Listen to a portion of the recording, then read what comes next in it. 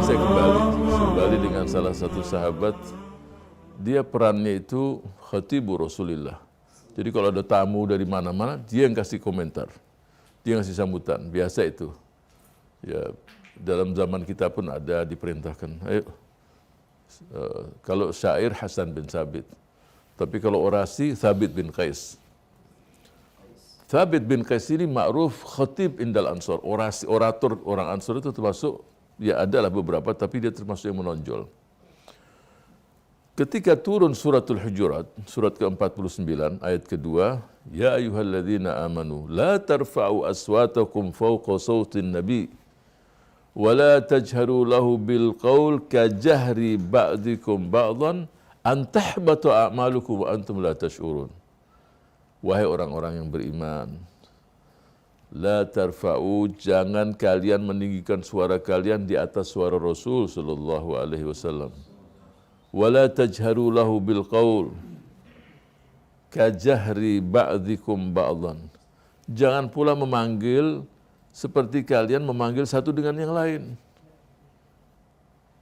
Sebab orang-orang jahiliyah ini ketika Rasul diutus, mereka karakternya masih jahiliyah juga. Contoh ketika Rasul di rumah, ya Muhammad ukhruj, masih begitu coba. Ya.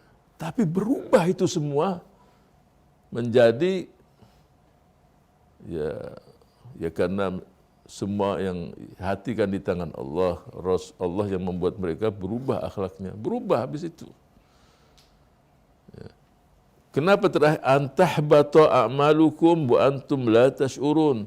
Kalau itu dilakukan, meninggikan suaranya, memanggil Rasul seperti memanggil satu dengan yang lain, maka kalian amal kalian yang baik pun akan terhapus semuanya. Terus prakteknya zaman kita apa? Rasul sudah kembali kepada Allah.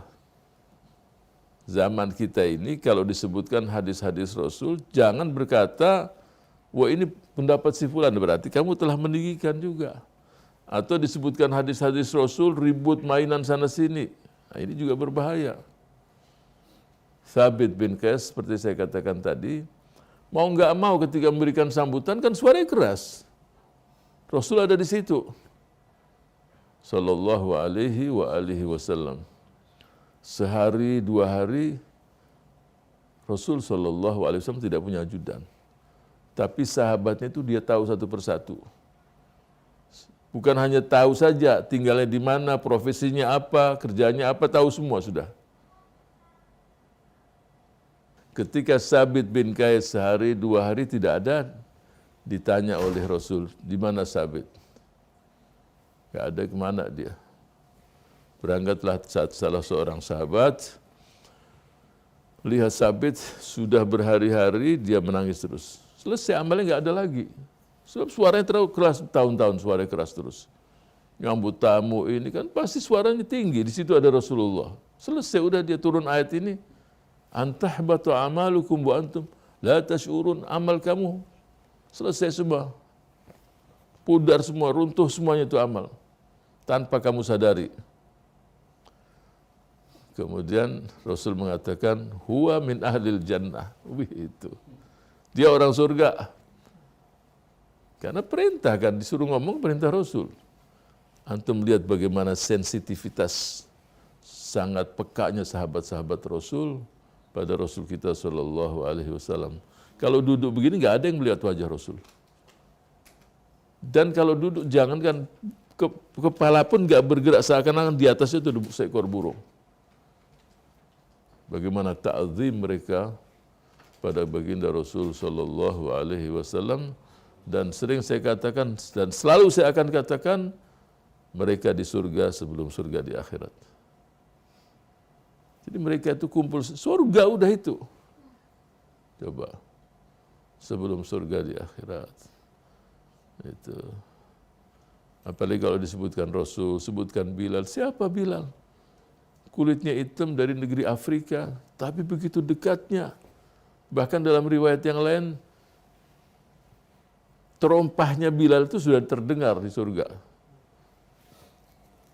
Itu. Jadi ketika Thabit bin Qais tadi, ini bagus kita baca surat Hujurat Bahkan beberapa ahli tafsir mengatakan suratul akhlak, surat budi pekerti. Surat ke-49 nanti kalau pulang baca bagaimana. Yang dimulai, ya ayyuhalladzina amanu la tuqaddimu baina yadayillahi wa rasulih. Ya. Jangan kalian mendahului Allah dan Rasulnya. Jadi kalau sahabat itu berjalan sama Rasul, nggak ada yang berjalan di depan Rasul. Nggak berani mereka jalan. Jalan pun nggak berani. Nah, kalau kita di sini, kalau ingin tahu masalah, jangan melangkah dulu, tanya dulu. Bagaimana sikap Islam dalam masalah ini? Halal, haram, tanya dulu, jangan terobos saja. Supaya tidak mendahului Allah dan Rasulnya. Jadi ketika kita hidup berbangsa, bernegara, bermasyarakat, tapi sebagai seorang muslim pun punya hal-hal yang berkaitan dengan keyakinan kita, ideologi kita, ya, harus tanya kalau itu berkaitan dengan halal dan haram.